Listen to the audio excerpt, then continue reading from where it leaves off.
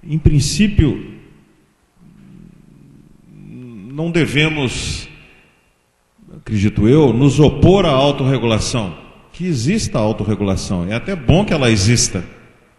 Na verdade, ela existe em outros países, na área de comunicação, há quase um século. As primeiras iniciativas de autorregulação do setor começaram nos Estados Unidos ainda na década de 20 do século passado, referindo-se à indústria do cinema. Então, tudo bem que haja autorregulação. O que nós não podemos concordar, e é por isso que estamos há décadas num movimento pelo marco regulatório das comunicações no Brasil, é que a autorregulação seja suficiente para disciplinar, no sentido da democratização, o setor de comunicações.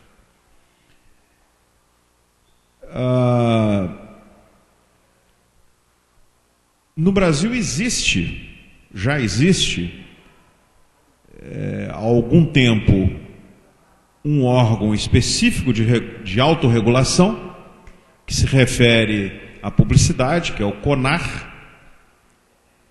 e o deputado Emiliano poderá depois dar exemplos, porque ele está diretamente envolvido nessa questão, do que tem sido o trabalho de autorregulação do CONAR, por exemplo, no que se refere à publicidade dirigida especificamente para crianças. Vocês sabem que há uma provisão legal no artigo 220 da Constituição, especificamente referindo-se à necessidade de lei complementar para regulamentar, como ocorre em inúmeros países, a publicidade dirigida especificamente para esse público, que é o público infantil. No Brasil há uma luta permanente no sentido de proteção desse segmento da população,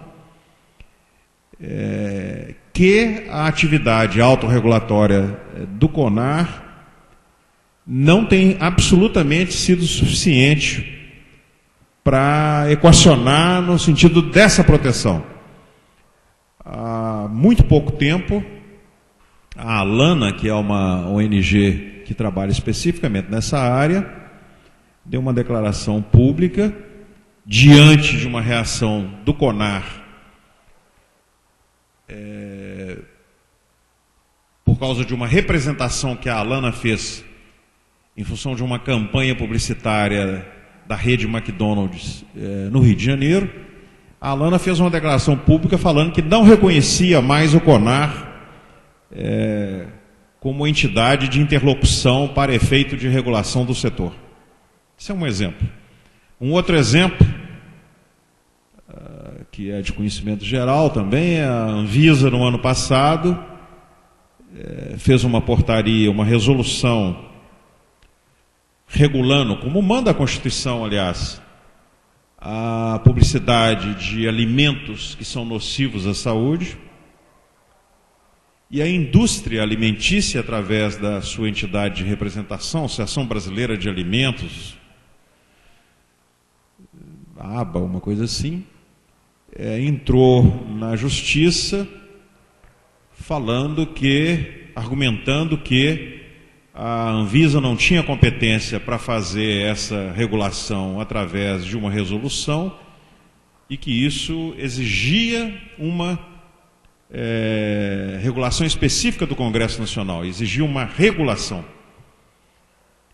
Então, nós temos no Brasil vários exemplos, e mais recentemente, não posso deixar de mencionar isso, a Associação Nacional de Jornais, a ANJ, até como uma reação, me parece, a esse movimento cada vez mais encorpado no sentido da necessidade de uma regulação do setor, a NJ definiu, se não me engano, 5 pontos de autorregulação, que eu sugiro a vocês que, quem tiver interesse, dê uma olhada no site da NJ, porque os pontos da NJ são absolutamente perfumatórios, quer dizer, eles absolutamente não resolvem nenhuma questão de regulação. Então, e se esses casos brasileiros não bastassem para mostrar que a autorregulação não resolve o problema, não é suficiente, o que está acontecendo atualmente na Inglaterra, deve ser de conhecimento da maioria de vocês, com relação ao jornal que pertence a um tabloide, né, que pertence ao maior grupo de comunicações do planeta, que é a News Corporation, daquele australiano, o Rudolf Murdoch, mostra de forma absolutamente eloquente que, embora exista lá na Inglaterra há décadas uma comissão independente, autônoma de autorregulação, para o caso específico da mídia impressa, jornais e revistas, né, que é a Press Complaints Commission, PCC, como eles chamam lá, apesar da existência dessa agência autorreguladora, aconteceu o que aconteceu, né? Um jornal, que é o tabloide mais vendido da Inglaterra, durante anos se utilizou de práticas criminosas de escuta telefônica para vender mais jornal. Quer dizer, a autorregulação absolutamente não funcionou. Então eu acho que é muito importante, quando a gente fala em marco regulatório, saber que nós estamos automaticamente dizendo que a autorregulação não é suficiente. Que ela exista, nós não temos nada contra, só que nós precisamos de leis específicas aprovadas no parlamento, um grande debate público, como deve acontecer nas democracias chamadas de liberais. Não estamos querendo nada de excepcional, né? Bom, e qual deve ser o principal critério para um marco regulatório? Aqui é muito importante que a gente também não perca de vista que o critério para saber se a democracia está avançando na área e o critério para saber se o marco regulatório é necessário e que tipo de marco regulatório que a gente precisa, deve ser sempre se esse marco regulatório dá a possibilidade a que mais vozes se expressem. Nós temos uma tradição brasileira, que vocês baianos conhecem muito melhor do que eu, que é uma tradição do que Paulo Freire chamava da cultura do silêncio, né? Da impossibilidade de que muitos falem, mas de que apenas uns poucos grupos se expressem. Na verdade, o Emiliano conhece minha admiração por um quase baiano, porque ele viveu aqui durante décadas, que lá no século XVII, mais especificamente aqui em Salvador, em 1640, falava que o grande mal do Brasil é que o Brasil não tinha voz, que é o padre Antônio Vieira, um sermão feito aqui na Santa Casa. Então, o grande critério para o marco regulatório é: a lei possibilita que mais vozes sejam ouvidas? Agora aconteceu uma decisão da Justiça Federal em Santa Catarina, a favor do grupo RBS, que faz exatamente o contrário disso. Usa como critério a manutenção de um oligopólio de um grupo que praticamente monopoliza a voz em 2 estados no sul do país, que é Rio Grande do Sul, que são Rio Grande do Sul e Santa Catarina. Enquanto o critério de decisão deveria ser se a ação Civil Pública do Ministério Público Federal, que pedia, né, a anulação da venda do último jornal independente de Santa Catarina, que era a Notícia de Joinville, e pedia o cumprimento de um decreto lá de 67 que limita o número de emissoras de rádio e televisão que o mesmo grupo pode controlar no mesmo estado, que é o 236/67. E o juiz federal da terceira vara do Federal de Santa Catarina deu ganho de causa à RBS, mandou arquivar o processo, esquecendo-se completamente de que o sujeito do direito, o sujeito da liberdade de expressão é o indivíduo e não os grupos de mídia. Então, o nosso critério básico o que nós estamos fazendo vai aumentar o número de vozes que se expressam no espaço público? Se sim, tudo bem. Se não, temos que ter cuidado. Na verdade, no Brasil, os fatores que sempre dificultam o avanço em relação ao marco regulatório nessa área tão crucial, que é a área de dar vozes a mais pessoas, é que nós temos uma tradição de liberalismo que não é democrático. O nosso liberalismo não é democrático. Aliás, essa associação que se faz entre liberalismo e liberdade faz parte da luta ideológica, porque o liberalismo não tem nada a ver necessariamente com a liberdade.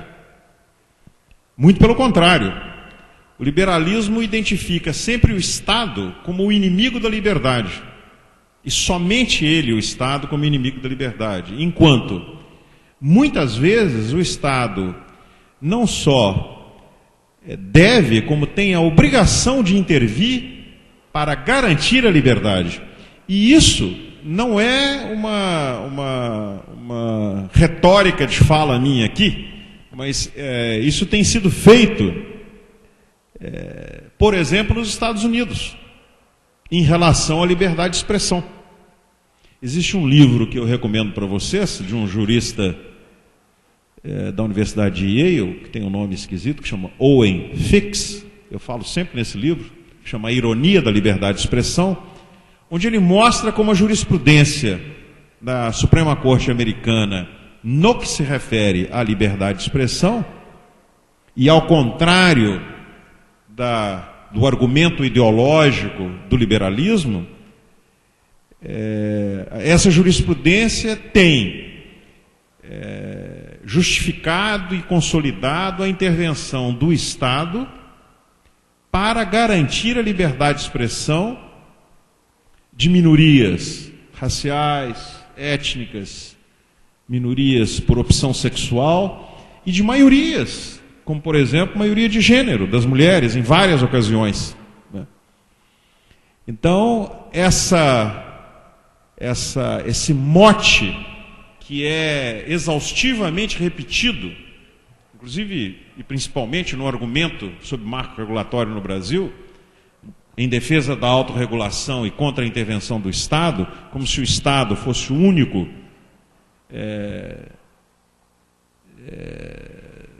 a única entidade que ameaçasse a liberdade de expressão, é totalmente falso. O Estado, muitas vezes, é preciso que ele intervenha para garantir a liberdade de expressão. Então, e para terminar, eu queria fazer aqui uma menção específica a alguns pontos que me parecem fundamentais para o marco regulatório.